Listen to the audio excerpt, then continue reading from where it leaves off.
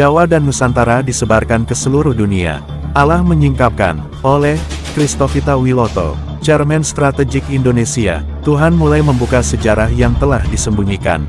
Hari ini Allah membuka bagi kita semua, khususnya rakyat Indonesia, rahasia yang selama ribuan tahun telah ditutup oleh kuasa-kuasa kegelapan dan kekuatan penjajah. Ini bukan sekadar sejarah biasa. Ini adalah sejarah yang disegel, yang hanya dapat dibuka oleh kasih karunia Tuhan Yesus Kristus.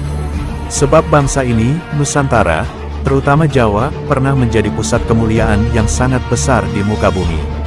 Dan sekarang, Tuhan sedang menyingkapkan, bahwa bangsa ini bukan bangsa yang tertinggal, tapi bangsa pelaut, bangsa penakluk, bangsa pengajar, bangsa pembangun peradaban dunia. Bukti sejarah, penyebaran orang Jawa ke seluruh penjuru dunia. 1. Catatan Ibnul Lagis abad ke-9 Masehi.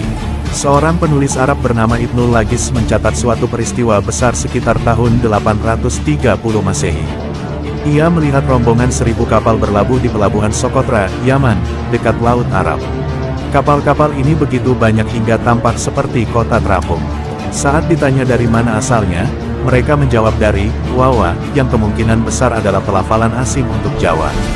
Ciri-ciri mereka, berpakaian kain hitam, bertelanjang dada, rambut panjang terurai atau digelung, berlayar selama 1 tahun penuh. Tujuan, Afrika Selatan, untuk mencari budak dan menjualnya ke Kaisar Tiongkok. Mereka tidak pernah kembali. 2. Bukti di Pulau Madagaskar, Timur Afrika. Pulau Madagaskar, terletak di sebelah timur Afrika, seharusnya dihuni oleh orang kulit hitam Afrika. Tapi faktanya, penduduknya berkulit coklat, rambutnya tidak keriting, melainkan berombak seperti orang Indonesia. Mereka mengaku keturunan Jawa, bahasa mereka memuat unsur bahasa Jawa. Peneliti linguistik menunjukkan bahwa sekitar 30% kosakata bahasa Malagasy, Madagaskar, berasal dari rumpun bahasa Austronesia, termasuk bahasa Jawa dan Bugis. 3. Jejak di Hawaii dan Pasifik. Hawaii berarti, tempat padi, atau sawah. Dalam bahasa Jawa, ini adalah arti harfiah. Bahasa asli Hawaii memuat banyak kosakata Jawa, seperti desa, padi, lumbung, angka, bulan, sawah. Mereka menyebut pulau mereka sebagai tanah dari Pulau Padi. Leluhur mereka datang menggunakan perahu besar canoe double hull, yang teknologinya sangat mirip dengan perahu Jawa kuno. 4. Sepanjang pantai timur Afrika dan Pasifik. Orang-orang di pantai Somalia dan Kenya juga banyak yang berkulit coklat, bukan hitam legam. Mereka memakai sarung, berbicara dengan kata-kata mirip bahasa Jawa. Ini bukan kebetulan. Orang Jawa zaman dahulu adalah pelaut ulung yang menyebar ke berbagai penjuru dunia. Mereka tidak membawa perang, tapi membawa budaya, teknologi, dan bahasa. Kalender Jawa, tanda peradaban maju abad pertama Masehi. Orang Jawa bukan hanya pelaut, tapi juga ilmuwan langit. Sekitar abad pertama Masehi, mereka sudah memiliki 3 jenis kalender. Surya Sengkala, berdasarkan peredaran matahari. Candra Sengkala, berdasarkan bulan. Pranata Mangsa, berdasarkan musim dan pertanian. Kalender Jawa sekarang sudah mencapai tahun 1950-an, sedangkan kalender Hijriah baru 1439. Ini menunjukkan bahwa kalender Jawa 500 tahun lebih tua dari kalender Islam. Artinya, orang Jawa sudah menghitung waktu dan musim sejak awal abad Masehi. Candi Angkor Wat dan Jawa, siapa yang membangun?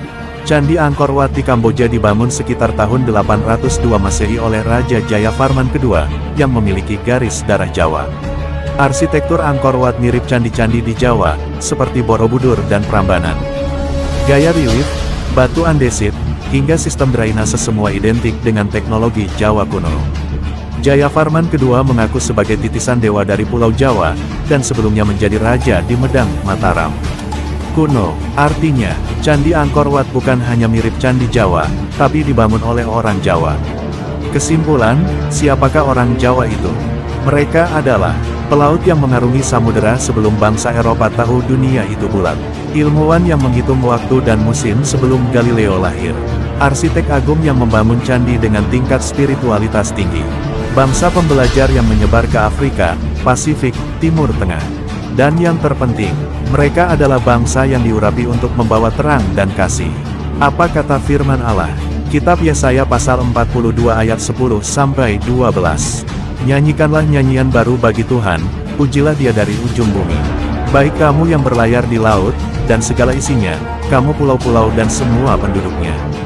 Biarlah padang gurun dan kota-kotanya bersorak-sorai, desa-desa tempat kediaman kedar. Biarlah penduduk Sela bersorak-sorai, biarlah mereka berseru dari puncak gunung-gunung. Biarlah mereka memberi hormat kepada Tuhan, dan memberitakan pujiannya di pulau-pulau. Pulau-pulau disebut, lautan disebut, penduduk yang menyanyi dan memuji Tuhan dari ujung bumi. Siapa mereka? Kita, bangsa Nusantara. Pesan dan arahan Tuhan Yesus Kristus bagi kasus ini. Aku telah menaruh benih kemuliaanku di kepulauan ini sejak semula. Anak-anakku dari Jawa, dari Sumatera, dari Sulawesi, Kalimantan, Papua, aku telah sebarkan ke bangsa-bangsa untuk waktu yang ditetapkan. Sekarang saatnya aku kumpulkan kembali. Mereka yang dibuang akan aku panggil pulang. Mereka yang tertindas akan aku bangkitkan. Tuhan Yesus berkata, bangkitkan kembali sejarahmu yang sejati. Jangan lagi hidup dalam narasi buatan penjajah. Ajarkan anak-anakmu bahwa mereka berasal dari bangsa pelaut dan pembangun. Bukan bangsa kecil, tapi besar di mata Allah. Pakailah kebangkitan ini untuk memuliakan Tuhan Yesus Kristus. Karena hanya Dia yang berhak atas semua kemuliaan sejarah. Jangan malu menjadi Jawa, Sunda, Batak, Dayak, Ambon, Papua. Karena Allah memilih tanah ini menjadi tempat kemuliaannya. Penting, semua kemuliaan bagi Tuhan Yesus Kristus. Bukan karena kebesaran nenek moyang kita. Bukan karena kekuatan kapal kita. Tetapi karena Tuhan Yesus Kristus, Sang Hikmat yang hidup, Sang Raja segala raja, yang menetapkan semua ini sebelum dunia dijadikan. Kolose pasal 1 ayat 16-17.